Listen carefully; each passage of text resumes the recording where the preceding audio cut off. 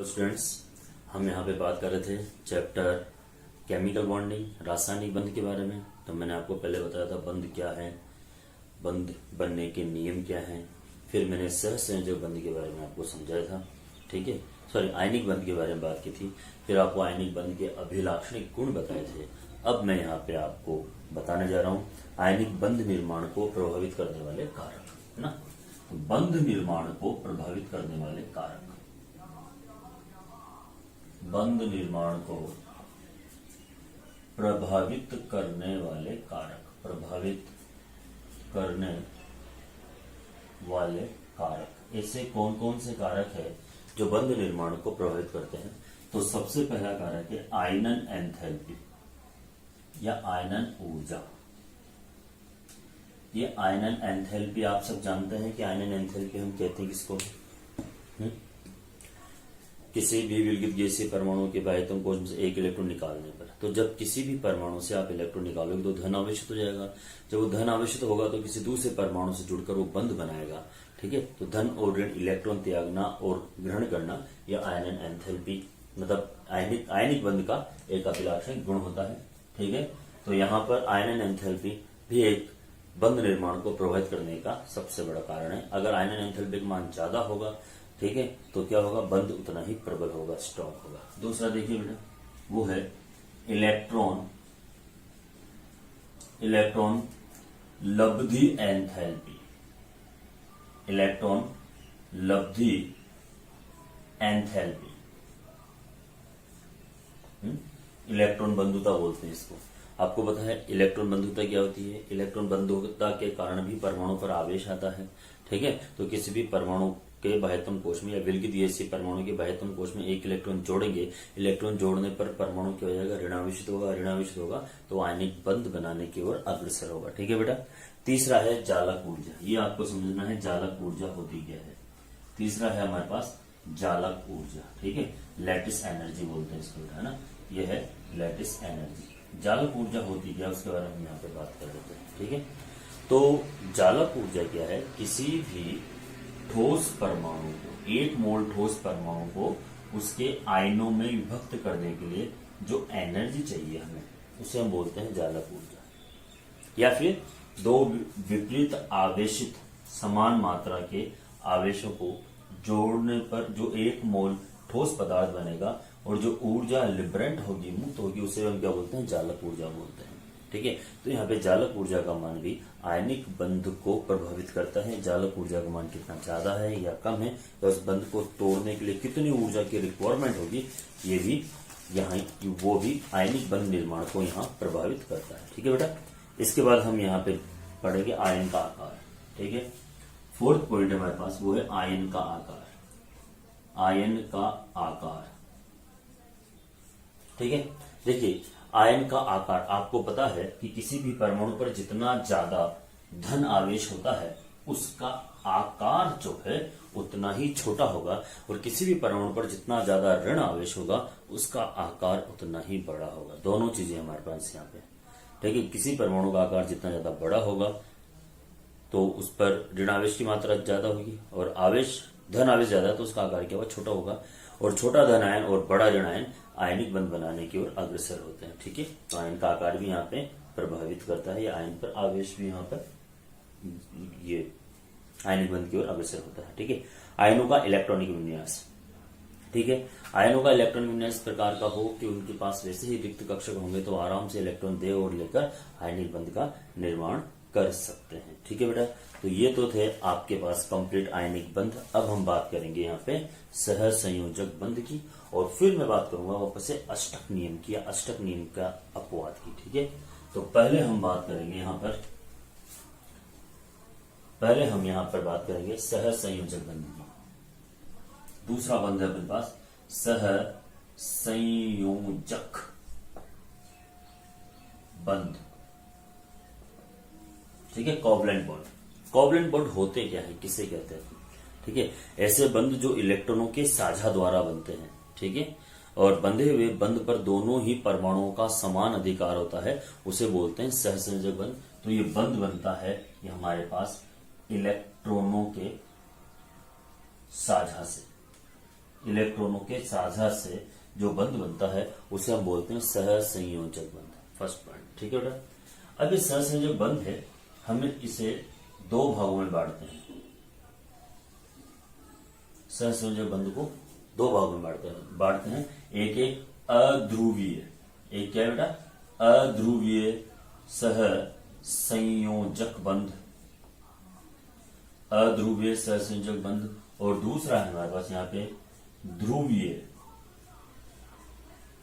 सहसंयोजक बंध। एक तो अध्रुवीय है, दूसरा ध्रुवीय है, ठीक है। अध्रुवीय के अंदर क्या आता है, ये बनता है सम परमाणुओं में, समान परमाणुओं में या सम परमाणुओं में ये बंध बनता है, ठीक है। और बनने वाले बंध पर दोनों ही परमाणुओं का समान अधिकार होता है, ठीक है। और बंध निर्माण में जितने इलेक्ट्रॉन भाग लेंगे उतना ही बंध बनेंगे। एग्जाम्पल देखिए बेटा, हाइड्रोजन, एक हाइड्रोजन के पास एक इलेक्ट्रॉन होता है, दोनों एक एक इलेक्ट्रॉनों का साझा कर देंगे तो यहाँ पे द्विक कंप्लीट हो जाएगा, और जो ये बंध बन रहा है ये बन रहा है इलेक्ट्रॉनों के साझा से। दूसरा देखो बेटा O2, आपको पता है ऑक्सीजन का परमाणु क्रमांक होता है 8 और उसके बाह्यतम कोश में होते हैं 6 इलेक्ट्रॉन, है ना। ये मैंने आपको पहले भी बताया हुआ है, ये 2 और ये 6, ठीक बेटा। तो यहां पर एक ऑक्सीजन जिसके बाह्यतम कोश में है 6 इलेक्ट्रॉन, दूसरा ऑक्सीजन जिसके बाह्यतम कोश में भी है 6 इलेक्ट्रॉन, ठीक है बेटा। अब आपको पता है कि ऑक्टेट कंप्लीट करने के लिए, अष्टक पूरा करने के लिए ये इससे 2 इलेक्ट्रॉन ले लेता है। अब साझा का मतलब क्या था, लेगा, लिए हैं तो देगा भी सही, और ये भी इससे 2 इलेक्ट्रॉन का साझा करता है। तो देखो बेटा, दोनों के बीच में 2-2 इलेक्ट्रॉनों का साझा हो रहा है, तो यहाँ पे जो ये बंध बनेगा ये डबल बॉन्ड होगा। और देखिए, अगर मैं यहाँ पे N2 की बात करूं तो आपको पता है बेटा, नाइट्रोजन का परमाणु क्रमांक 7 होता है, पहली कक्षा में 2 और दूसरी कक्षा में 5 इलेक्ट्रॉन होते हैं। तो ये नाइट्रोजन, और इस नाइट्रोजन के बाह्यतम कोश में 5 इलेक्ट्रॉन, और दूसरे नाइट्रोजन के भी बाह्यतम कोश में 5 इलेक्ट्रॉन। तो देखो 5 और 3 8, इसने 3 इलेक्ट्रॉन ले लिए तो देगा भी सही, तो ये 5 और 3 8 हो गया अष्टक पूरा। तो यहाँ पे नाइट्रोजन ट्रिपल बॉन्ड नाइट्रोजन बन गया ट्रिपल बॉन्ड। इस तरह से जो बंध बनेगा वो होगा सहसंयोजक बंध, जिसका निर्माण इलेक्ट्रॉनों के साझा से होगा, साझा के माध्यम से होगा। तो ये बात आपको समझ में आ गई होगी, ठीक है, सहसंयोजक बंध की। अगर मैं और भी बात करूं आपको यहाँ पर, ठीक है, तो मेरे पास और भी हैं, बहुत सारी चीजें हैं कि विपरीत परमाणु में भी बन सकता है ना। तो और देखिए, ध्रुवीय सहसंयोजक बंध भी इलेक्ट्रॉन के साझा से बनता है, लेकिन इसमें विद्युत ऋणता के अंतर के कारण यहाँ पे क्या आता है बेटा,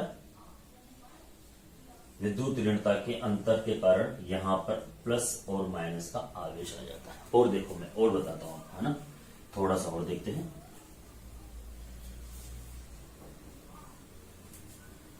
ये देखो, मीथेन का अणु CH4 कैसे बना, ठीक है। कार्बन परमाणु क्रमांक 6, पहली कक्षा में 2, दूसरी में 4 इलेक्ट्रॉन। ये कार्बन के पास हैं हम 4 इलेक्ट्रॉन, और 4 हाइड्रोजन जुड़े हुए हैं, 1 2 3 और 4। आप सबको पता है कि हाइड्रोजन के आउटर मोस्ट में एक एक इलेक्ट्रॉन होता है।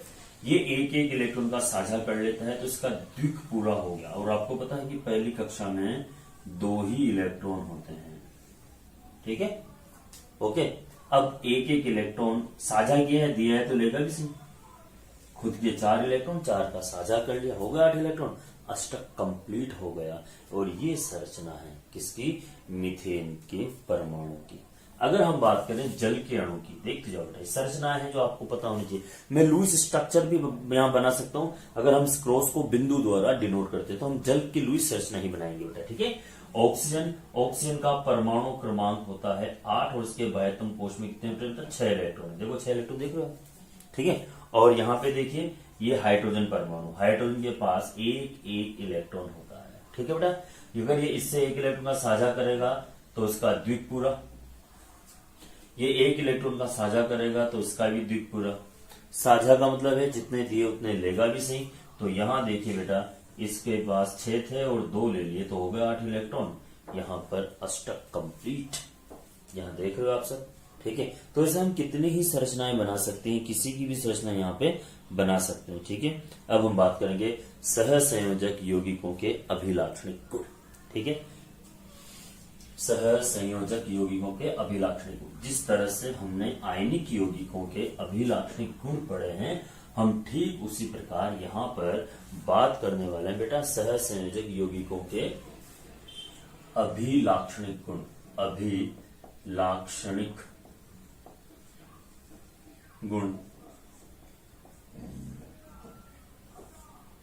सह संयोजक यौगिकों के अभिलाक्षणिक गुण। ठीक है, अब अभिलाक्षणिक गुण के अंदर देखिए पहला पॉइंट है हमारे पास भौतिक अवस्था। जैसा कि उसमें था वैसा ही इसमें भी होगा, यह है भौतिक अवस्था। ठीक है, फर्स्ट पॉइंट है फिजिकल स्टेट। ठीक है, तो हमारे पास है यहाँ पे कि देखो सामान्यतः जो सहसंयोजक यौगिक होते हैं उनकी भौतिक अवस्था द्रव या गैस होती है।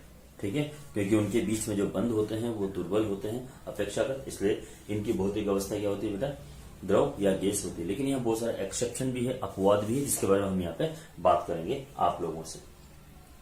ठीक है, तो कुछ मृदु ठोस है, कुछ ठोस है और कुछ गैस है। तो अगर गैस की हम यहाँ पे बात करें तो गैस में देख लीजिए O2 है, N2 है, CO2 है ना। द्रव की अगर हम बात करें, द्रव इन द सेंस यहाँ पे आएगा मृदु ठोस। तो द्रव की बात करें तो ये है ब्रोमीन है। ठीक है, अच्छा, और अगर ठोस की बात करें तो इसमें ठोस भी होते हैं। ठोस में आप सबको पता होना चाहिए हीरा है, सिलिकॉन कार्बाइड है और ग्रेफाइट है, जिसकी मैं आपसे मृदु ठोस की बात कर रहा था। ठीक है, सारे के सारे एग्जाम्पल इसमें है। दूसरा है मेरे पास यहाँ पे इसमें क्रिस्टलीय संरचना।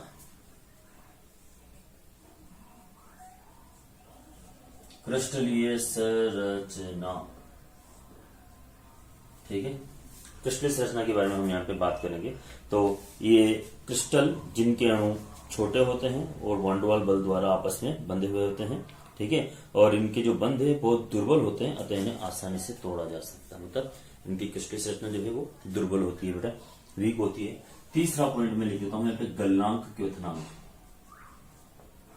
गलनांक क्योथनांक MPVP। अब आपको पता है कि जब बंध दुर्बल होंगे तो गलनांक क्योथनांक अपेक्षाकृत क्या होंगे, कम होंगे। तो गलनांक क्योथनांक क्या होता है, अपेक्षाकृत कम होते हैं। लेकिन यहाँ पे अपवाद है बेटा, वो है हीरा। और मैं आपको बताता हूं कि हीरे का गलनांक सबसे उच्च होता है। ठीक है, और कितना होता है शायद आपको नहीं पता तो लिखिए ना, 3750 lump sum degree Celsius, 3750 degree Celsius ये गलनांक होता है किसका, हीरे का। ओके बेटा, चलो जी, इसके बाद है हमारे पास यहाँ पे चालकता। चालकता, ठीक है, तो हम आपको समझा दें कि यहाँ पे इलेक्ट्रॉन तो होते नहीं है, साझा होता है ना। तो यहाँ पे सहसंयोजक यौगिक मुख्यतः कुचालक होते हैं।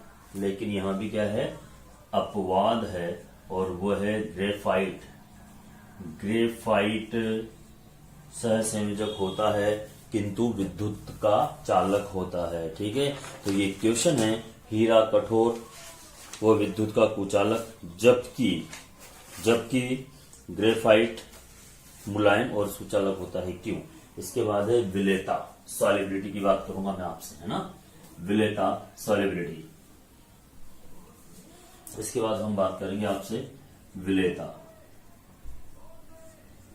ठीक है, तो विलेयता के अंदर एक कंसेप्ट ध्यान में रखना है आपको, लाइक डिजोल्व लाइक, समान समान को घोलता है। अर्थात अध्रुवीय विलायक में अध्रुवीय विलेय और ध्रुवीय विलायक में ध्रुवीय विलेय घुलते हैं। ठीक है, तो यहाँ पे मैं लिखूंगा लाइक डिजोल्व लाइक, समान समान को घोलता है ना, समान समान को घोलता है। मतलब अध्रुवीय विलायकों में अध्रुवीय विलायक डिजोल्व होते हैं। ठीक है, ये आपको ध्यान में रखना है। तो सहसंयोजक यौगिक क्या है, पोलर होंगे तो पोलर में डिजोल्व होंगे, नॉन पोलर होंगे तो नॉन पोलर अध्रुव में डिजोल्व होंगे। सामने देखो, अगर मैं बात करूं कि ये HCl है तो HCl जल में घुल जाएगा, आराम से घुल जाएगा, है। कार्बनिक पदार्थ अध्रुवीय है, जल क्या है, ध्रुवीय है, तो ये नहीं घुलेगा। ऑयल को पानी में घोल सकते हो, नहीं घोल सकते, क्योंकि ऑयल जो है, तेल जो है, ये कार्बनिक होते हैं, ऑर्गेनिक होते हैं और अध्रुवीय होते हैं। जबकि जल है वो क्या है बेटा, ध्रुवीय, इसलिए हम इसको नहीं घोल सकते हैं। ठीक है, नेक्स्ट है रासायनिक अभिक्रियाएं। तो सहसंयोजक यौगिकों की रासायनिक अभिक्रियाएं मंद गति से होती हैं, धीमे गति से होती हैं। ठीक है, तो ये हमारे पास कंप्लीट हो गया है सहसंयोजक युग्म के अभिलाक्षणिक गुण। अब हम यहाँ पे आपसे बात करेंगे फॉर्मल आवेश की और अष्टक नियम की सीमाओं की। ठीक है, तो पहले हम फॉर्मल आवेश पढ़ेंगे, फिर पढ़ेंगे अष्टक नियम की सीमाएं।